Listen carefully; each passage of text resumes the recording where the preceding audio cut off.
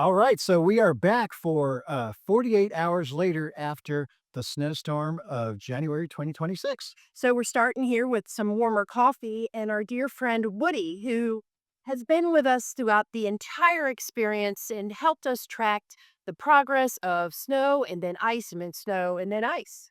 And good old Woody has endured it all. He started out with nothing around him, and now he's got a bed of icicles.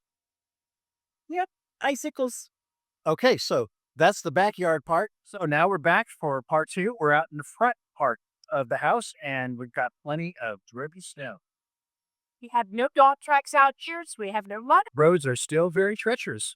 They are. Can hear our neighbor over here got this really awesome snowblower. Watch that go through. Now it's time for clearing the driveway and our cars and all the other fun stuff. We'll see you next time in the next videos. Shoveling snow. Bye. Bye.